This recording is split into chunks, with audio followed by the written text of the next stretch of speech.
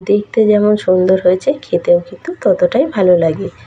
ভাত বা রুটির সাথে খাওয়ার জন্য দুপুরে বা রাতে এই দারুণ স্বাদের রেসিপিটা একবার বানিয়ে খেয়ে দেখতে পারো। খেতে অসাধারণ লাগে। এক পদেই ভাত খাওয়া হয়ে যায় বা রুটি পরোটার সঙ্গেও খেতে পারবে, খেতে অসাধারণ লাগে। চলো তাহলে রেসিপিটা শুরু করা যাক। নমস্কার বন্ধুরা, রিনাস কুকিং উইথ নেচারে আপনাদের সবাইকে স্বাগত। চলে এসেছি আজকে রেসিপি নিয়ে। আজকে ধুদুল দিয়ে, মিষ্টি ধুদুল দিয়ে আজকে তৈরি করব দারুণ স্বাদের একটা রেসিপি। তার জন্য ধুদুলগুলো দেখো প্রথমে ছাড়িয়ে নিচ্ছি, আর আলু দিয়েছি এখানে দুটো, আলুগুলোও ছাড়িয়ে নিলাম। আলু ধুদুল পরিষ্কার করে ধুয়ে নিয়েছি। এবার ধুদুলগুলো কেটে নেব। প্রথমে এইভাবে গোল গোল করে কেটে নিচ্ছি, তারপর মাঝখান দিয়ে এইভাবে দু টুকরো করে চিড়ে নেব। এরকম ছোট ছোট টুকরো করে কেটে নেব।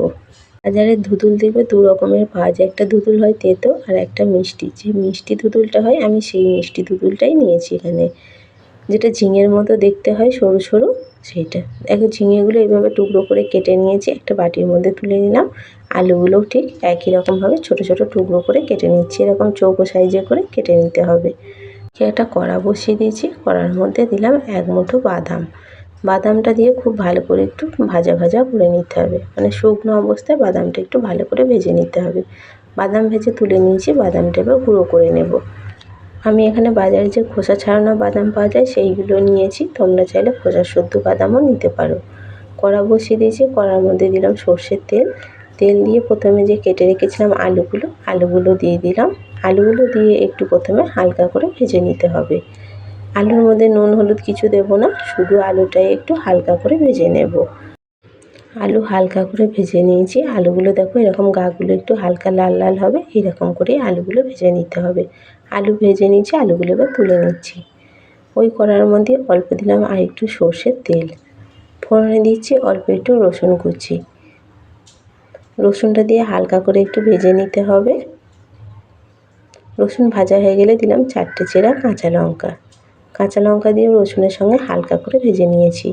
এরপর দিলাম একটা পেঁয়াজ কুচিয়ে রেখেছিলাম মিডিয়াম সাইজের, সে পেঁয়াজ কুচিটা দিয়ে দিলাম। তোমরা নিরামিষ যদি করতে চাও তাহলে পেঁয়াজটা বাদ দিয়ে দেবে। পেঁয়াজ রসুন বাদ দিয়ে এই রান্নাটাও করতে পারো। পেঁয়াজের মধ্যে অল্প দিলাম একটুখানি নুন, অল্প দিলাম একটুখানি হলুদ, আর দিচ্ছি একটু জিরের গুঁড়ো, আর দিলাম অল্প একটুখানি লঙ্কার গুঁড়ো। সমস্ত মশলা দিয়ে খুব ভালো করে পেঁয়াজের সঙ্গে ভেজে নিতে হবে। হালকা করে দেখো একটু ভেজে নিয়েছি। তারপর দিলাম আদা বাটা, অল্প একটুখানি আদা বাটা দিয়ে খুব ভালো করে মিশিয়ে নিলাম। দিয়ে অল্প দিলাম জল দিয়ে মশলাটা এবার ভালো করে কষিয়ে নিতে হবে যতক্ষণ না মশলা থেকে তেল ছাড়ছে। খুব মশলা থেকে তেল ছেড়ে গেছে। ভেজে রাখা আলুগুলো দিয়ে দিলাম। আলু দিয়ে মশলার সঙ্গে ভালো করে কষিয়ে নিতে হবে। তোমরা পেঁয়াজ রসুনের পরিবর্তে এখানে একটা টমেটো কুচি কেটেও দিতে পারো।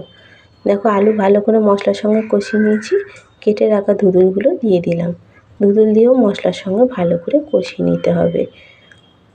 যারা অনেকে ধুদুল খেতে পছন্দ করে না, এইভাবে একবার বানিয়ে খেয়ে দেখো, খেতে কিন্তু অসাধারণ লাগবে।